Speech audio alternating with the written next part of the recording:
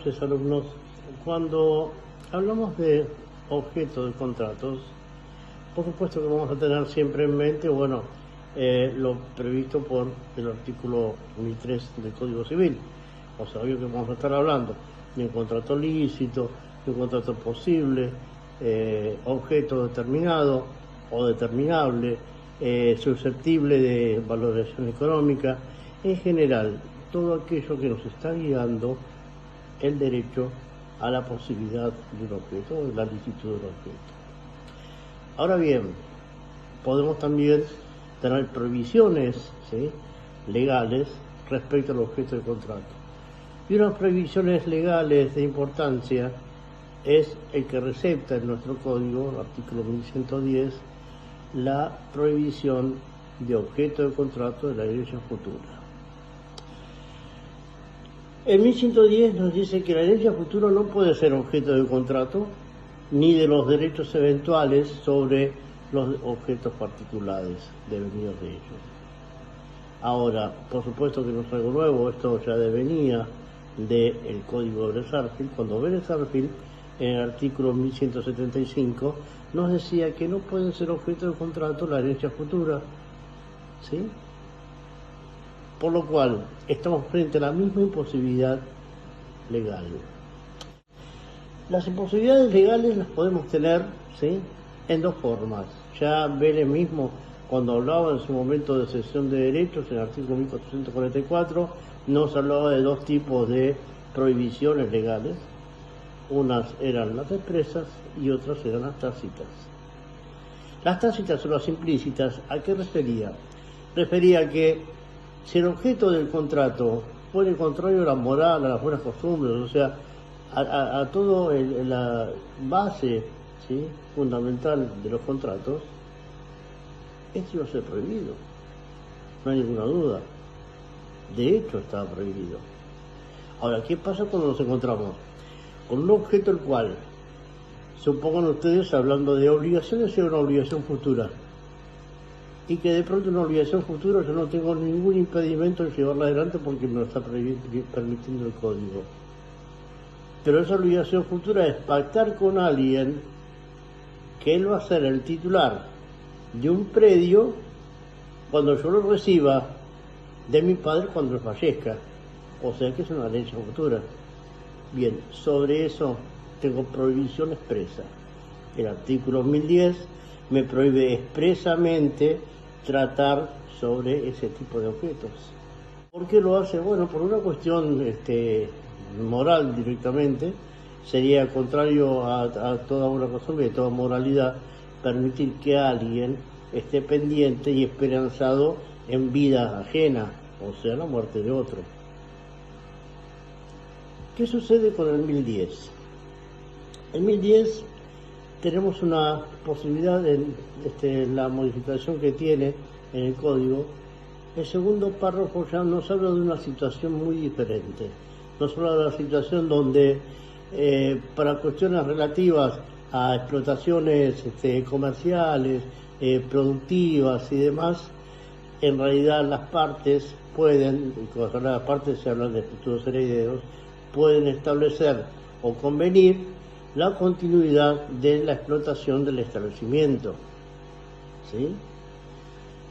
¿Por qué está hecho esto? Por dos cuestiones. Una, por cuestión societaria. Establecimientos comerciales y demás, explotaciones que realmente son de valía, ¿sí?, no solamente para el futuro causante, sino para terceros. El hecho, o para también herederos, el hecho de continuar con esa explotación puede ser de mejor valor, ¿sí?, que diluirla. Si yo tuviese un tambo y de pronto fallece el propietario del tambo, pero tiene 4 hijos que no se han bien llevados en general, o sí lo son, pero quieren dividir el patrimonio, claro, una cosa es llevarse las vacas por una parte, las herramientas por otro lado, los tanques por otro, y el campo se vende de forma independiente. No vamos a tener nunca el mismo rinde que echando el campo. En cambio, si tenemos un convenio, los herederos o legatarios, para que ese campo continúe funcionando, esto está permitido, y está permitido de pactarse ya con anticipación al deceso del causante. Lo interesante en estos casos es que el causante, si bien puede ser parte de este convenio, el futuro causante por supuesto, parte de este convenio, igual que su cónyuge también puede serlo, no es necesario que estén en el convenio, o sea que no es necesario que el futuro causante o su cónyuge sean parte del convenio, sino que sí le van a tener que respetar, por supuesto, a la cónyuge, que en su momento será cónyuge supértice, la parte que le corresponda a ella como legatario o a terceros. La legítima, sí, por supuesto, hay que respetarla. Dentro de esto se puede pactar todo el resto. Ahora, fíjense que en la modificación, Bresarfield nos hablaba en el artículo 1176 de la posibilidad de convenir en un contrato simultáneo. O sea, ¿qué es un contrato simultáneo? Bueno, aquel que tuviere dentro del objeto diferentes situaciones. Nos decía que un contrato de esa naturaleza, lo que sí podía hacerse, supónganse ustedes que tuviera en un contrato simultáneo de enajenación, venta o disposición de 4 propiedades, donde 3 propiedades sí son diferidas, o sea, son mías y puedo disponer de ellas, y una de ellas es aún no diferida, tratándose de un campo que me va a dejar mi padre cuando fallezca. Ese contrato de hecho es nulo, Ahora, ¿por qué es nulo? Bueno, porque el germen justamente de la previsión legal del 1175 que tenía, lo mantenemos en este contrato.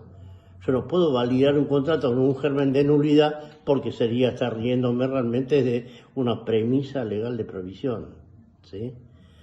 Ahora, ¿qué se sostenía en su momento? Bueno, la solución la tenía que si las partes le quedaban dar vigencia a ese contrato, convenio, lo que fuere, sí podían hacerlo, pero siempre y cuando de los bienes que se habrían diferido por ese convenio, o sea, aquellos 3 que yo tenía posibilidad de transmitir y uno que todavía no tenía transmitido a mi patrimonio, bueno, ese no transmitido a patrimonio, como no podía resolver sobre él, tenía que salir del convenio.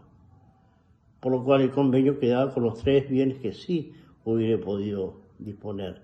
Ahora, ¿dónde está la penalidad? Y la penalidad es que esto tenía que ser por un mismo y único precio.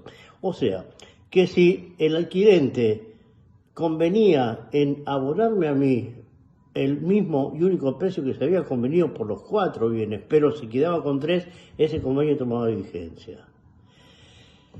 Cuando se redacta el nuevo código, el artículo 1010 no recala sobre esto.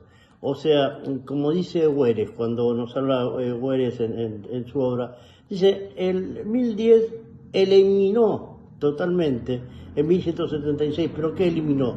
Eliminó la referencia respecto a los contratos simultáneos. Quiere decir, señores, que lo que se ha eliminado solamente es la referencia respecto a los contratos simultáneos, pero si yo tuviera hoy una asociación con 4 bienes, de los cuales 3 son diferidos y uno es un bien no diferido, y bueno, voy a echar mano justamente del contrato simultáneo y poder llevar aquella solución para adquirir los 3 bienes por el mismo y único precio anterior. Un saludo y hasta el próximo video.